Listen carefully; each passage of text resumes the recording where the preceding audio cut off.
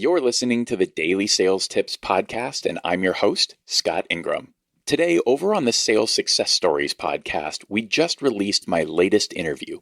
In that conversation, I circled back with Seismic's Evan Kelsay. When I first interviewed Evan about a year ago, he had closed the largest deal in company history and achieved over 800% of his annual goal.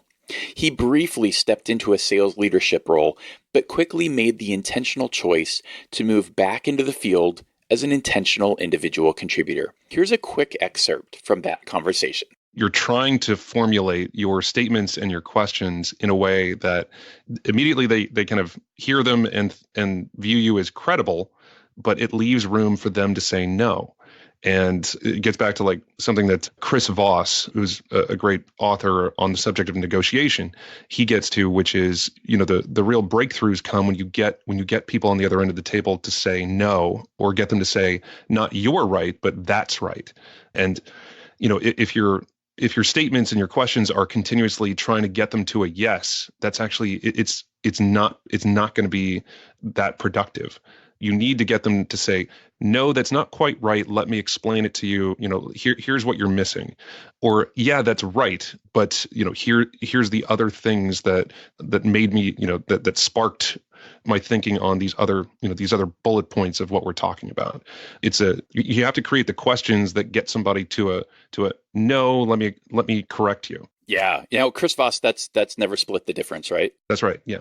So my takeaway from that book, and I haven't done this yet, but it's definitely on my radar, was exactly that. Like, there was so much power in that book about just the questioning and how you're asking questioning. And I'm actually going to go back and re-listen to that book with the frame of how can I incorporate, because it's a book on negotiation, right? And we tend to think that negotiation is something that happens later in the process.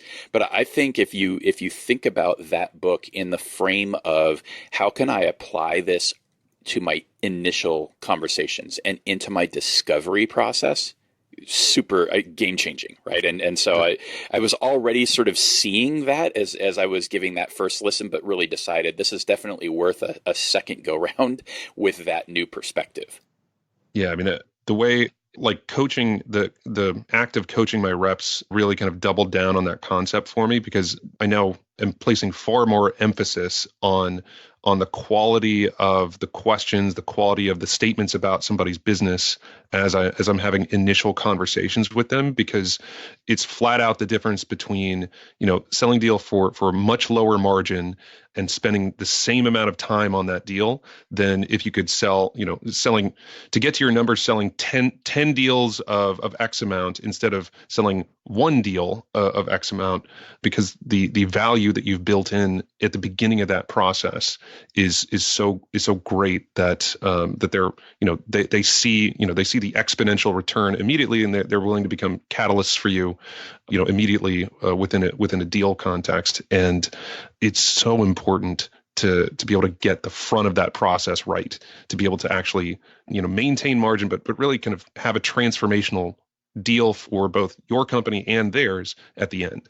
Yeah. And I think if you think about it from the buyer perspective, if you're able to lead those kinds of conversations, like that is so much more, I don't know, just like intellectually rewarding. Like, man, it is so fun to talk to Evan because it makes me think different, right? And I have these great ideas, and they're going to want to talk to you again versus you having to like chase them and beat them up so that you can tell them some more stuff. If you enjoyed that, hopefully you're already subscribed to this podcast and to Sales Success Stories, where you can find the full interview. And as usual, you'll find links to all of that at dailysales.tips/199. Then be sure to listen in tomorrow for another great sales tip from Chris Ortolano. Thanks for listening.